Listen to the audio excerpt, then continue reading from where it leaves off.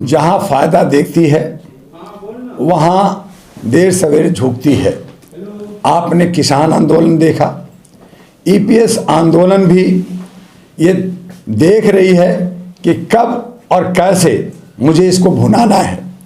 तो इस तरह का सरकार अपने पक्ष में लेने के लिए समय समय पे अपनी रणनीति तैयार करती है, इनके एडवाइजर्स वगैरह होते हैं, लेकिन जनता जो लगातार मार खाती है उसमें देर जो होता है उसका सरकार को कोई परवाह नहीं है, कोई उसके लिए चिंता नहीं है। और यही वजह है कि वो रात में सपना देखती है सरकार और दिन में विधेयक पास कर देती है। और अगर कोई विरोध करता है तो संसद से बाहर जाता है, बाहर कोई विरोध करता है तो जेल जाता है, बाहर कोई विरोध करता है तो उसके ईडी, इनकम टैक्स और सीबीआई का छापा पड़ता है। डॉक्टर दुआ आज बोलने की अभिव्यक्ति आर्टिकल 19 पे बात तो कर रहा है, कल अरेस्ट हो जाएगा या इसका किडनैप हो जाएगा या मर्डर हो जाएगा, इसकी कोई गारंटी नहीं है। लेकिन मैं बोलूँगा, मेरा अधिकार है। दुआ साहब, यही हेमा मालिनी जी ईपीएस वाले जब धरना प्रदर्शन कर रहे थे तो इनको कमांडर अशोक को प्रधानमंत्री जी के पास ले गई, वहाँ खाना हुआ, चाय पानी हो, वादा हुआ ईपीएस में बढ़ोतरी होगी। इन्हीं का एक मंत्री जी कह रहा था चुनाव उसमें कि 3,000 रुपया तुम्हें दिया जाएगा पेंशन। तो वो मंत्री का ना पता है ना हेमा मालिनी जी का पता। आज जो ईपीएस वाले दर धक्के खा रहे, इस पे क्या? देखिए, हेमा मालिनी जी अपने स्वार्थ और फायदे के लिए मथुरा से वो सांसद हैं, उन्होंने सोचा कुछ फायदा होगा, उन्होंने उनको ले जा करके प्रधानमंत्री, जो कि भाई मोदी जी के चहेते हमारे हेमा मालिनी एक सांसद है, और अशोक राउत जो राजनीति कर रहे, जिनको अपने साथियों को हक के लिए आवाज़ उठाना था, आज वो भी कहीं ना कहीं दबाव में है, प्रेशर में है। तो इस तरह से हमारे जो है पेंशनधारियों को पेंशन नहीं मिल रहा। ऐसे ही सहारा में बहुत सारे लोगों ने, करोड़ों लोगों ने जो पैसा जमा किया वो पैसा नहीं मिल रहा। सरकार सिर्फ राजनीति कर रही है, मंदिर मंदिर की गेम खेल रही है, उसमें उनको दूसरे इशू पे फुर्सत नहीं है। कह रही है समय चल रहा है, देख रहे हैं, सोच रहे हैं, विचार कर। आपने बोला पैसे को लेकर के सहारा और तमाम, आखिर इतना भारी मात्रा में जो पैसा है वो पैसे जा कहाँ रहा है? किसी राजनीतिक पार्टी में इन्वॉल्व हो रहा है क्या? सभी जो है चुनाव में खर्च हो रहे, बड़े बड़े ऑफिसेज बन रहे हैं। आप देख रहे हैं कि मिंटो रोड पे बीजेपी का कई हजार करोड़ का क्वार्टर बना है। आप देखिए झंडेवालान में कई हजार 300 करोड़ का जो है वहाँ पे वो एक बड़ा हाउस ऑफिस बन रहा है।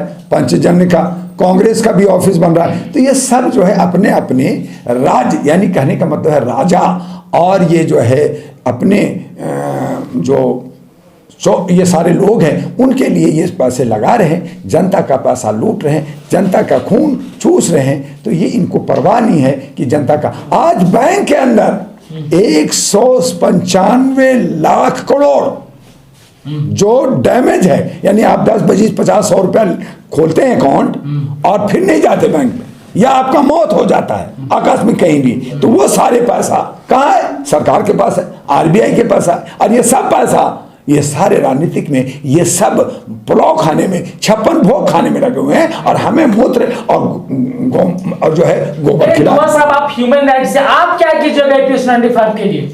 देखिए, अगर ये सारे लोग जैसे सहारा वाले हो गए, ईपीएस वाले लोग हो गए, अगर डॉक्टर दुआ से संपर्क करें तो मैं इनको सही सलाह दूंगा।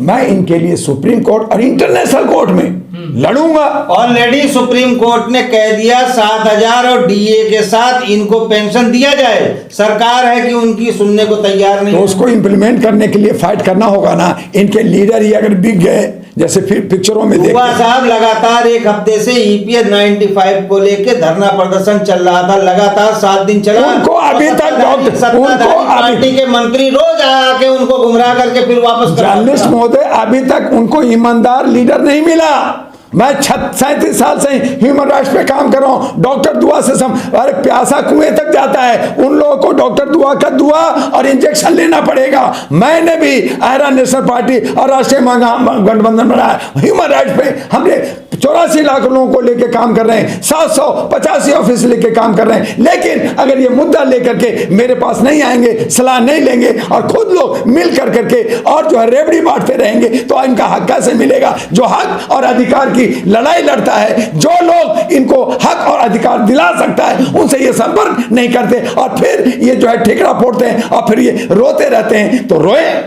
इनको चाहिए आपके इस चैनल से कि वो आए। सरकार से भी मैं लड़ूंगा, मैं पार्टी भी हूं और मैंने कहा कि मानवाधिकार के मानवता के आधार पे आर्थिक आजादी और सुशासन का हम वादा करते हैं और उसके लिए शपथ करें। लेकिन आना पड़ेगा, नहीं आएंगे और आप कहेंगे वो नहीं किया तो वो क्यों करेगा? तो आप चोरों के पास जाएंगे तो चोरी करेंगे, आप जो है वही मंदिर मस्जिद करते रहेंगे तो आप मार खाएंगे। आप मानवता पे कब आएंगे, कब आएंगे जो इंसानियत और ह्यूमैनिटी पे बात करेंगे? जब तक लोगों से प्यार और मोहब्बत नहीं बांटेंगे, आपका हक मारा जाए। देश की विपक्षी पार्टियां कुछ नहीं कर पा रही है दुआ साहब। अरे विपक्षी पार्टी कौन है?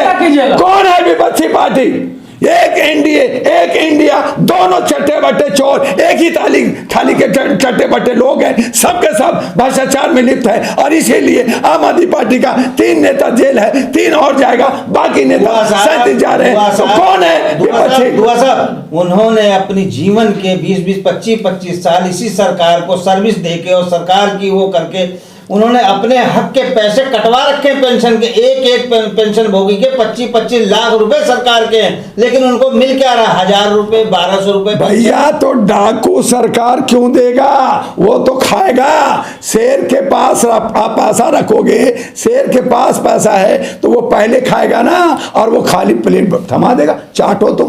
तो अब जब तक उसको अच्छे लीडर नहीं मिलेंगे, लड़ने वाले नहीं मिलेंगे, जब तक व्यवस्था, अब तक हम लोगों ने लीडर बदला, अब तक हम लोगों ने पार्टी बदली, व्यवस्था नहीं बदली। अब व्यवस्था बदलने की बात होगी। जब व्यवस्था बदलेगी उनको पैसा मिलेगा और यकीनन मिलेगा। और उसके लिए कहा आइए डॉक्टर दुआ से मिलिए। मेरा नंबर लिखिए 9213493068 और 9313125531 और तीसरा नंबर भी लिख लीजिए 9910636345 और मेरा एड्रेस भी लिख लीजिए U 137 गली नंबर 3 नियर लक्ष्मी नगर मेट्रो स्टेशन 4 सकरपुर 92। संपर्क कीजिए, आपका हक मिलेगा। समर्थन नहीं, हम उसका लीड करेंगे और उसका हक दिलाएंगे।